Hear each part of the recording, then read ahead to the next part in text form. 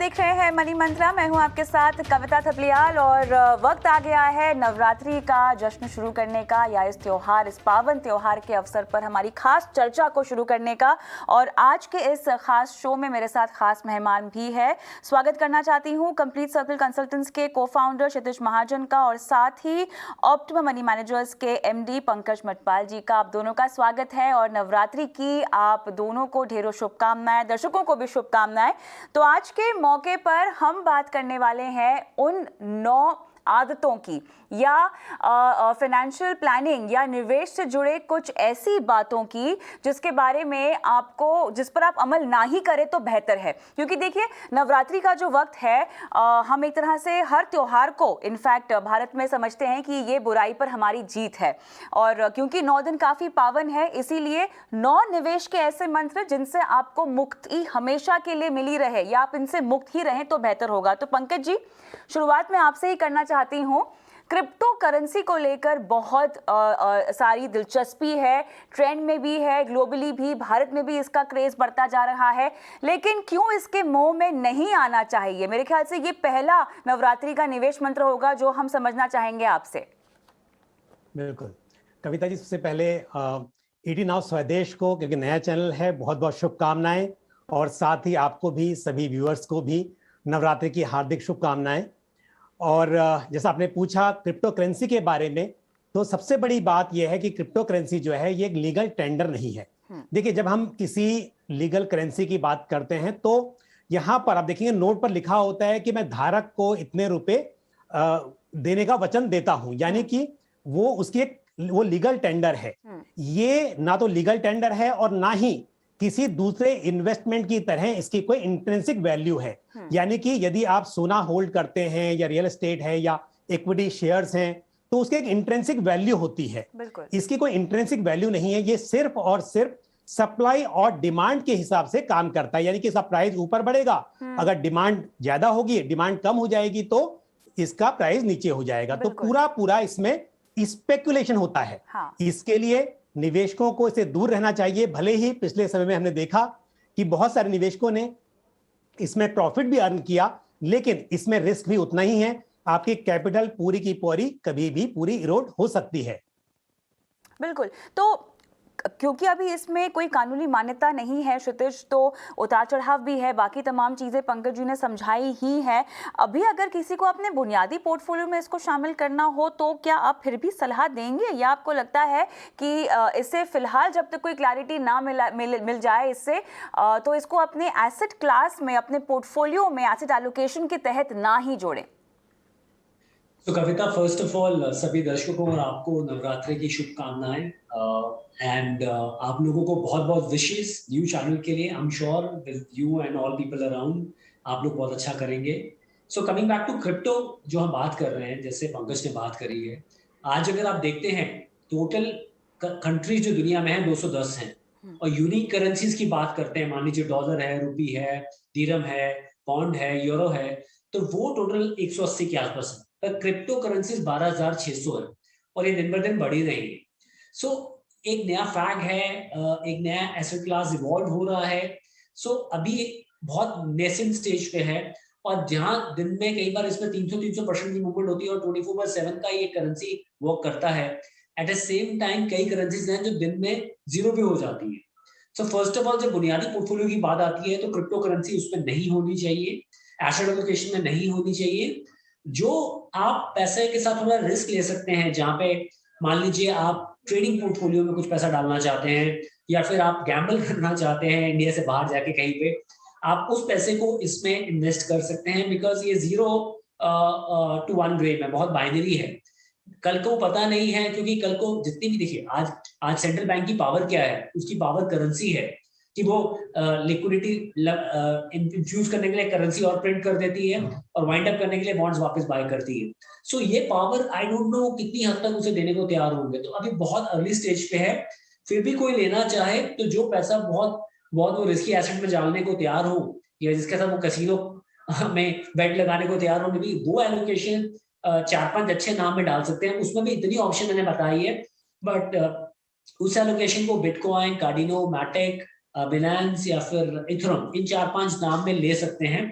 But आपके बुनियादी portfolio का ये हिस्सा नहीं हो सकती है, और आप रिटर्न्स के पीछे मत जाइए। अगर टाइम आपके पास है तो आपका इक्विटी पोर्टफोलियो भी आपके लिए एक अच्छा वेल्थ क्रिएट कर देगा। एब्सोल्युटली, इसीलिए बहुत ज़रूरी है कि आप अपने बुनियादी पोर्टफोलियो पर बने रहें फिलहाल, क्योंकि देखिए नए नए तरह के निवेश विकल्प तो आते ही रहते हैं, लेकिन आपकी ज़रूरत क्या है, क्या आपके पास जोखिम उठाने की उतनी क्षमता है। और क्योंकि कोई नया निवेश विकल्प बहुत ज़्यादा चलन में है, किसी को सूट कर रहा है, किसी को मुनाफा दे रहा है, इसका मतलब ये नहीं कि आपको भी मुनाफा देगा, है ना। आपको अपनी रिस्क के हिसाब से और अपनी गोल प्लानिंग के हिसाब से देखना है कि उसमें आप निवेश करें ना करें, लेकिन उससे पहले आपका जो बुनियादी पोर्टफोलियो है, जो बेसिक फाउंडेशन होती है ना पोर्टफोलियो की, वो बनाना बहुत जरूरी है, क्योंकि नींव तो उसी पर खड़ी होती है। आगे बढ़ते हैं, अगला मंत्र है जिससे आपको बचना चाहिए पंकज जी, कि लंबी अवधि के जो डेट फंड है ना, उससे आप जरा दूर ही रहें फिलहाल के लिए, तो बहुत बेहतर होगा। इसके लिए मैं चाहती हूं कि आप ब्याज दरों और डेट फंड्स में किस तरह का रिलेशन है ना, वो पहले समझा दें। बिल्कुल, देखिए क्या होता है जब डेट फंड्स में आप इन्वेस्ट करते हैं तो अल्टीमेटली पैसा आपका बॉन्ड्स, डिबेंचर या इस तरह के इंस्ट्रूमेंट्स में लगता है। अब यहां पर इंटरेस्ट रेट रिस्क होता है, इसलिए होता है क्योंकि यदि कोई बॉन्ड आज 6% के इंटरेस्ट रेट पर अवेलेबल है और कल को अगर दूसरा उसी क्वालिटी का बॉन्ड आता है और उस पर इंटरेस्ट रेट ज्यादा है, तो आपके पास जो बॉन्ड है उसका प्राइस कम हो जाएगा। अगर आप उसको बेचना चाहेंगे तो वो उसकी फेस वैल्यू पे या उसके जो इशू प्राइस है उससे काफी कम पे बिकेगा। तो इसके लिए जब जब इंटरेस्ट रेट बढ़ेंगे आपके बॉन्ड की यील्ड कम हो जाएगी। ये सभी बॉन्ड्स के लिए एप्लीकेबल है, लेकिन जितनी ज्यादा बॉन्ड्स की मैच्योरिटी दूर होगी, यानी ड्यूरेशन जो बॉन्ड्स होंगे उनमें ये सेंसिटिविटी बहुत ज्यादा होगी। तो अगर लंबी अवधि के फंड्स में आप निवेश करते हैं तो अंडरलाइंग जो बॉन्ड्स हैं, डिबेंचर्स हैं, वो भी लंबी अवधि के होंगे और ऐसे में इंटरेस्ट रेट रिस्क यहां पर बढ़ जाएगा। तो इसके लिए ऐसे में आपको जो बहुत लंबी अवधि के बॉन्ड्स वाले फंड्स हैं उनमें निवेश करने से बचना चाहिए। साथ ही मैं एक और जनरल बात कहता हूं कि बॉन्ड्स की क्रेडिट रेटिंग बहुत इंपॉर्टेंट होती है या उनकी क्रेडिबिलिटी इंपॉर्टेंट होती है। तो आप किसी बॉन्ड्स या डिबेंचर की अगर नजदीक की आप बात करें तो आप समझ सकते हैं बॉन्ड कैसा है, बट अगर बहुत लंबी अवधि का बॉन्ड है तो हो सकता है आने वाले समय में उसकी क्रेडिट वर्थनेस कम हो सकती है। तो इसलिए जहां तक हो सके जब आप किसी बॉन्ड फंड्स में या डेट फंड्स में निवेश करते हैं तो बहुत लंबी अवधि वाले बॉन्ड फंड्स में निवेश करने से बचना चाहिए। अब ऐसे में अगर किसी को कोई विकल्प डेट में चुनना ही हो क्षितिज, तो किस तरह का विकल्प चुने और किन धाराओं पर वो चुने, किस तर्ज पर चुने? तो कविता, सबसे पहले इंपॉर्टेंट बात है, जब आप फिक्स इनकम में इन्वेस्ट करते हैं तो जो आप प्रोडक्ट या म्यूचुअल फंड कोई ले रहे हैं तो उसका underlying maturity in line with आपके होराइजन के साथ होना चाहिए। मान लीजिए आपने 3 साल के लिए पैसा लगाया है, जो ड्यूरेशन जो है, जो भी बॉन्ड अंडरलाइन उसकी एवरेज मैच्योरिटी 2.5 से 3 साल होनी चाहिए, ताकि आपका जो मार्क टू मार्केट रिस्क है वो निगेट हो गया, क्योंकि आपकी मैच्योरिटी भी 3 साल के बाद है और आपको पैसे की जरूरत भी 3 साल के बाद है।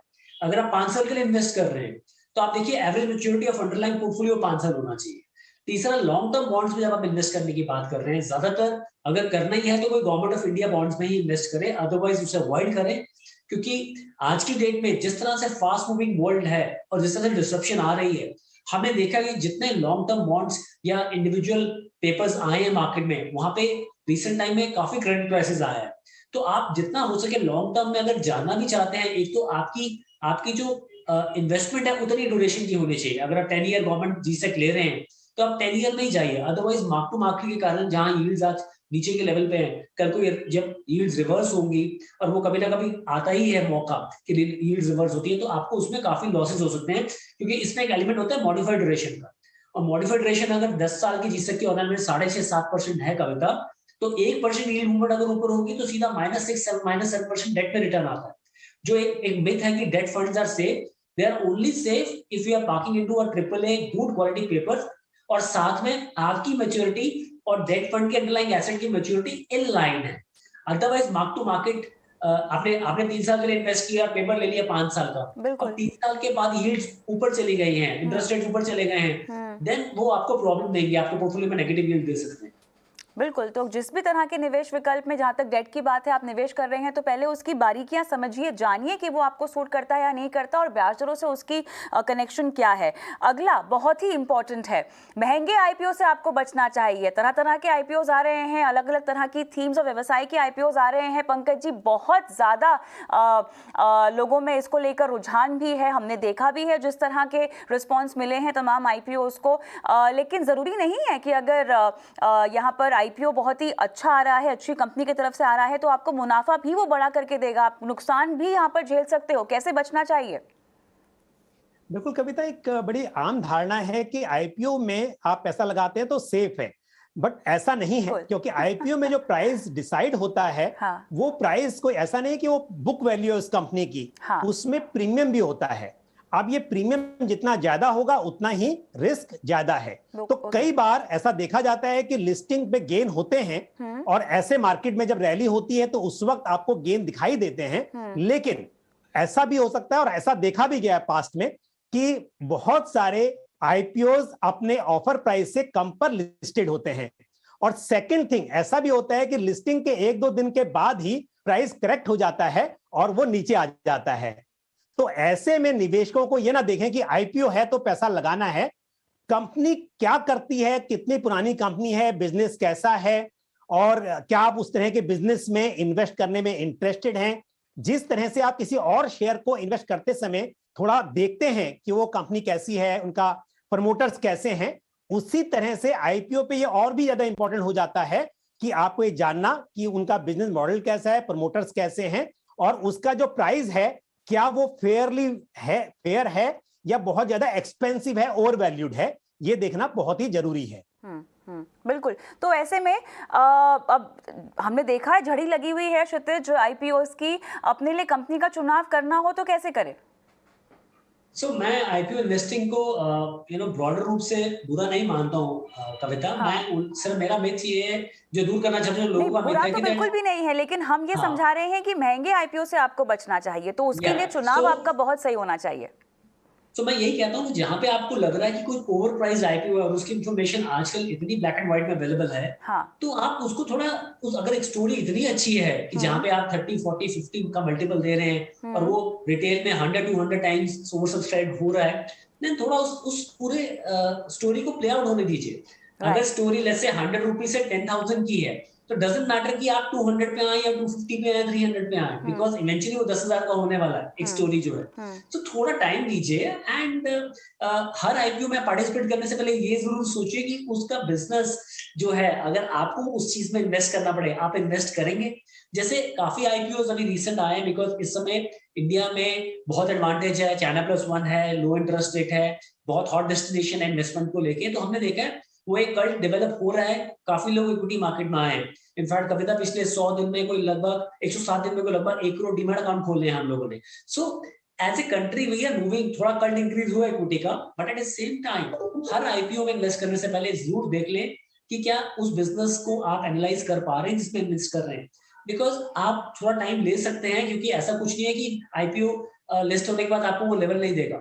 आपको बोले सर आपने बोला जोमेटो में ऐसा किया तो उसका भाई डबल होकर निकल गया, ऐसा हो गया, तो बड़ा सही स्टोरी डबल तक की नहीं है ना। अगर जोमेटो इतनी अच्छी, मैं कोट कर रहा हूँ, जोमेटो किसी को रिकमेंड नहीं कर रहा हूँ, जोमेटो इतनी अच्छी कंपनी है कि उसका प्राइस 1000 या 2000 होने वाला है, तो स्टोरी को प्ले आउट होने दीजिए और आप बाद में भी ले सकते हैं। सो डोंट रश, आप रश मत करिए आईपीओ की तरफ, क्योंकि एग्जिस्टिंग बिजनेसेस भी इतने अच्छे हमारे यहाँ लिस्टेड हैं जिनकी वैल्यूएशन आज की डेट में इतनी कम है कि आप सोच नहीं सकते हैं। कविता एक 10 सेकंड और लूंगा इस पे। एप्पल का कैश रिजर्व कोई $270 बिलियन है। इंडिया की सबसे बड़ी कंपनी रिलायंस इंडस्ट्रीज को $220 बिलियन है। सो आप समझिए किस तरह की जर्नी की हम बात कर रहे हैं अपनी नेशन की। यहाँ पे एप्पल का मार्केट कैप इंडिया की जीडीपी के बराबर होने वाला है और यहाँ पे हमारी सबसे बड़ी कंपनी 230 बिलियन डॉलर के आसपास है। द स्कोप फॉर इंडिया और हमारी कंपनी जो एग्जिस्टिंग कंपनीज हैं उनका भी स्कोप बहुत अच्छा है।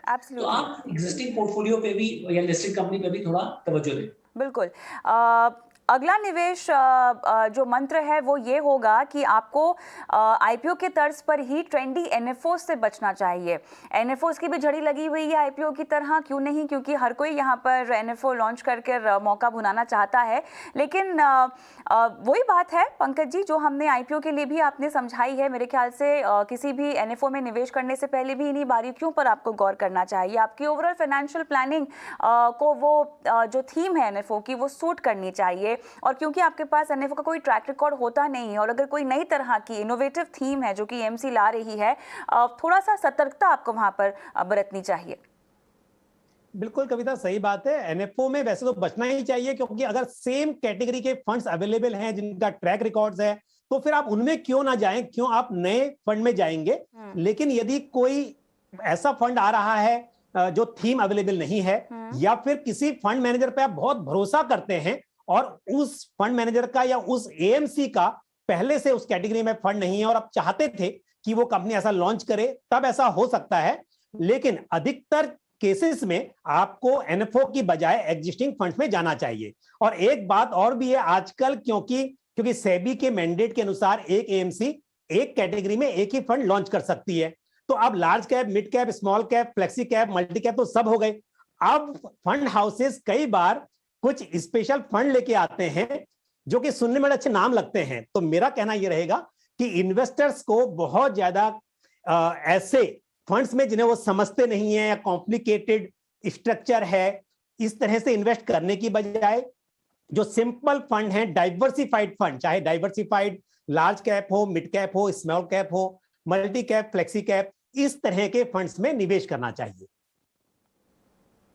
बिल्कुल, आप क्या कहेंगे इस पर क्षितिज, आपकी क्या थ्योरी होगी? नॉर्मल जो एक मिथ है कविता, और अच्छा आपने आज ये टॉपिक सारा लिया है कि एनएफओस में 10 रुपए के नैव पे हमें फंड अवेलेबल हो जाता है। बट इट्स नॉट इम्पोर्टेंट कि आप 10 रुपए पे खरीद रहे हैं, इंपॉर्टेंट है कि उस फंड की आगे जर्नी कितनी है और कहीं वो फंड कॉपी तो नहीं कर रहा आपके एग्जिस्टिंग पोर्टफोलियो को या कॉम्प्लीमेंट कर रहा है। If there is any gap, मान लीजिए आपके पास इंटरनेशनल फंड नहीं है और कोई अच्छी मैन्युफैक्चरिंग कंपनी एक अच्छा इंटरनेशनल फंड लेके आती है, तो आप उसको ऐड करें। मान लीजिए आपके पास सेक्टोरल फंड नहीं है और आज के डेट में अगर हेल्थ केयर या फिर टेक्नोलॉजी पे कोई फंड लेके आ रही है तो आप उसको ऐड करें। बट ऑलरेडी अगर आपकी बास्केट पूरी है तो देयर इज नो नीड। दूसरा कारण हो सकता है कि कोई ऐसा स्पेशल ऐसा कोई आप मान लीजिए कोई टेक्निकल कॉल है, जैसे आज के डेट में इंफ्रा पे कोई कॉल आ गई है, कोई आईपीओ लेके आ रही है, तो आप उसमें एलोकेट कर सकते हैं। अदरवाइज एक जो मिथ है कि हम 10 रुपए की नैप लेंगे। आज रिलायंस ग्रोथ, अगेन मैं रिकमेंड नहीं कर रहा हूँ, बट आज रिलायंस ग्रोथ की नैप 2200 हो गई है, 2200 हो गई है। सो आप ये समझिए आपका जो आप इन्वेस्टमेंट कर रहे हैं वो 10 रुपए में मिल जरूर रहा है। क्या वो कैपेबल है 1000 की नैप पे पहुंचने के लिए, 100 टाइम्स होने के लिए या 200 टाइम्स होने के लिए? वो इंपॉर्टेंट है समझना। यहाँ पे इंपॉर्टेंट ये नहीं है कि मैं किसी एक हाई प्राइस आईपीओ में कैसे जाऊं। ये समझिए कि जो 10 रुपए की नैप पे ले रहा है वो भी आज 60,000 इंडेक्स पे ले रहा है। जो एग्जिस्टिंग फंड है जिसकी नैप 1000, 2000 या 500 है, वो भी आज 60,000 इंडेक्स पे ले रहा है। तो ये मैं दूर कीजिए कि 10 रुपए में आपको सस्ता मिल रहा है, ऐसा कुछ भी नहीं है। ये 10 रुपए वाला एनएफओ या आईपीओ बेटर करेगा। सो आपको ये समझना है कि जो भी आपके पास गैप है, अगर वो आपका कवर हो सकता है किसी फंड से, आप लीजिए, या कोई स्पेशल सिचुएशन फंड है आप लीजिए, अदरवाइज अवॉइडेबल है। चलिए जल्दी से अब आगे बढ़ेंगे और संक्षिप्त में जवाब लेंगे क्योंकि हमारे पास समय कम है और हमारे निवेश मंत्र ज़्यादा बचे हुए हैं। पंकज जी, बहुत सारे कॉम्प्लिकेटेड और कॉम्प्लेक्स प्रोडक्ट्स से हमें बचना चाहिए जो खासतौर से आपको समझ में ना आए। बिल्कुल, इन्वेस्टमेंट वहीं कीजिए जहां आपको बिल्कुल चीजें समझ में आती हैं। सिंपल रखिए, क्योंकि सिंपल में ही बहुत कुछ है आपके पास में। और दूसरी बात, जो स्ट्रक्चर्ड प्रोडक्ट होते हैं उसमें बहुत सारे इफ एंड बट होते हैं कि ये कंडीशन मीट आउट होगी, निफ्टी यहां तक जाएगा तो आपको ऐसा मिलेगा, या बहुत सारी किसी भी कैटेगरी के प्रोडक्ट में कंडीशंस होंगी, तो वो सबके लिए समझना मुश्किल है। रिटेल इन्वेस्टर्स के लिए, कॉमन इन्वेस्टर्स के लिए मेरी सलाह यही है कि आप म्यूचुअल फंड्स के जरिए निवेश कीजिए, बहुत सिंपल होता है। और म्यूचुअल फंड में भी डाइवर्सिफाइड फंड्स जो होते हैं उनके सहारे आप आगे बढ़िए। बिल्कुल। क्षितिज, क्यों हमें अपने इंश्योरेंस और इन्वेस्टमेंट को अलग अलग रखना चाहिए? इंश्योरेंस नीड्स जो होती हैं वो आपके लव्ड वंस को प्रोटेक्ट करने के लिए और आपके गोल्स को प्रोटेक्ट करने के लिए होती हैं। अगर कोई भी ऐसी घटना हो जिसमें आपका एग्जिस्टेंस क्वेश्चन मार्क में आ जाए, और इन्वेस्टमेंट नीड जो होती है वो आपके सामने आपके गोल्स को पूरे होते हुए देखने के लिए, एंजॉय करने के लिए होती है। तो इसको ओवरलैप जो है ना वो बहुत बहुत ज्यादा कंफ्यूजन क्रिएट करता है। काफी इंश्योरेंस प्रोडक्ट्स भी एज इन्वेस्टमेंट प्रोडक्ट करके बेचे जाते हैं और वो अच्छे प्रोडक्ट्स हैं, कुछ यूलिप्स अच्छे हैं क्योंकि उनकी कॉस्ट कम है। बट मैं कह रहा हूँ कि प्योर म्यूचुअल फंड्स आज कैपेबल हैं 3 से 4% का डेल्टा देने में in terms of compounding return over a period of time. दूसरा, आज आप इंश्योरेंस का टर्म इंश्योरेंस लीजिए, जरूर लीजिए, और वो बिल्कुल। गोल्ड प्लानिंग का सबसे पहला हिस्सा है कि टर्म इंश्योरेंस और मेडिकल इंश्योरेंस। पर आप भी कोई 25 साल की आयु का व्यक्ति टर्म इंश्योरेंस लेना चाहता है तो 10 से 12 हजार में 1 करोड़ का इंश्योरेंस मिलता है। बिल्कुल। वहीं पे अगर आप तो नॉर्मल सही किसी फंड समय में 10 पर से अपने आप को आप कवर कीजिए, प्रोटेक्ट कीजिए, इंश्योरेंस का मकसद यही है। Right. लेकिन क्योंकि डाइवर्सिफिकेशन की बात की है आपने पंकज जी पहले, तो ओवर डाइवर्सिफिकेशन एक बहुत बड़ी प्रॉब्लम है, इससे आपको बचना चाहिए। बिल्कुल। देखिए, आपका डाइवर्सिफिकेशन अच्छा है, लेकिन ओवर डाइवर्सिफिकेशन आप ये समझिए कि अगर स्टॉक मार्केट में 5000 स्टॉक्स हैं और आप सभी में इन्वेस्ट कर देंगे तो आपको फायदा नहीं होगा। आप उसमें से सिलेक्टेड 200 स्टॉक्स, 150 स्टॉक्स में इन्वेस्ट करेंगे तो आपको फायदा होगा। तो यानी कि यदि आप सभी तरह के म्यूचुअल फंड्स, सभी तरह के बॉन्ड्स फंड सब कुछ ले लेंगे तो आपको जो उस मार्केट से फायदा होना चाहिए वो नहीं हो पाएगा। तो एक तो ये वजह है। दूसरी बात, यदि आप बहुत सारी स्कीम्स में, बहुत सारे फंड्स में इन्वेस्ट करते हैं तो वहां पर फिर आपको उसको मॉनिटर करना, परफॉर्मेंस को या उसका ट्रैक रखना भी मुश्किल हो जाता है। तो सलाह यह है कि डाइवर्सिफिकेशन अच्छी बात है, लेकिन ओवर डाइवर्सिफिकेशन बिल्कुल ना करें। पोर्टफोलियो में एक ही एएमसी के फंड्स क्यों नहीं जोड़ने चाहिए क्षितिज? हर एएमसी का या फंड मैनेजर का अपना स्टाइल होता है, एंड हमारे पास बहुत वेटरन और अच्छे लोग अवेलेबल हैं क्रॉस एएमसीज जो डिफरेंट स्टाइल ऑफ वर्क से काम करते हैं। वो स्टाइल हर वक्त चले इंपॉर्टेंट नहीं है। आप नॉर्मली देखते हैं एक एएमसीज के फंड एक टाइम पे बहुत सारा कर रहे होते हैं, फिर दूसरी एएमसी के आते हैं। एक तो डाइवर्सिफिकेशन, जैसे पंकज ने बताया, हमने डाइवर्सिफाई किया, ओवर डाइवर्सिफाई नहीं किया। फिर डाइवर्सिफिकेशन का सेकंड टूल है कि आपने अक्रॉस फंड्स भी डाइवर्सिफाई कर दिया डिफरेंट एएमसीज के। उससे बेनिफिट ये हुआ, आपको different style of fund managers, जैसे ग्रोथ है या वैल्यू है या किसी का कुछ डिफरेंट पिक है, उस हिसाब से आपको थोड़ा एलोकेशन मिल गया पोर्टफोलियो में, और आप एक एएमसीज के पैटर्न के थ्रू डिपेंडेंट नहीं हुए अपने रिटर्न शीट को लेकर। आखिरी मिनट है और आखिरी मंत्र होगा, कॉन्सेंट्रेटेड पोर्टफोलियो बनाने से बचें। पंकज जी। बिल्कुल, कॉन्सेंट्रेटेड होगा तो रिस्क बढ़ जाएगा, क्योंकि ये कभी भी फाइनेंशियल प्लानिंग में ध्यान रखिए कि एसेट एलोकेशन और डाइवर्सिफिकेशन, ये दोनों ही चीजें बहुत इंपॉर्टेंट हैं। तो अगर आप कॉन्सेंट्रेटेड पोर्टफोलियो में करेंगे, मान लीजिए कुछ ही शेयर्स हैं या कुछ ही बॉन्ड्स हैं और वो परफॉर्म नहीं कर पाए और कुछ ऐसा नेगेटिव हुआ जो आपके एक्सपेक्टेशन के अकॉर्डिंग नहीं है, तो रिस्क बहुत ही बढ़ जाएगा। इसके लिए हम ओवर डाइवर्सिफिकेशन से भी बचें, लेकिन साथ ही कॉन्सेंट्रेटेड पोर्टफोलियो से बचना चाहिए, ताकि आपको रिस्क एडजस्टेड रिटर्न्स मिल सके और पोर्टफोलियो में रिस्क आपका लिमिटेड रहे। चलिए, तो ये है वो तमाम 9 गलतियां जिनसे आपको बचना चाहिए। बहुत बहुत शुक्रिया पंकज जी आपका, क्षितिज आपका, समय निकालकर आप इस पावन अवसर पर हमारे साथ जुड़े, दर्शकों को आपने राय दी, मार्गदर्शन दिया। सभी से मैं इजाज़त लेना चाहती हूँ, लेकिन ये ज़रूर कहना चाहेंगे कि माँ दुर्गा का जो आशीर्वाद है, सुख समृद्धि वैभव आप सभी के जीवन में बनाए रखें, और आप लगातार देखते रहें ET नाउ स्वदेश और मनी मंत्रा पर हमसे लेते रहें निवेश को लेके तमाम समझ। नमस्कार।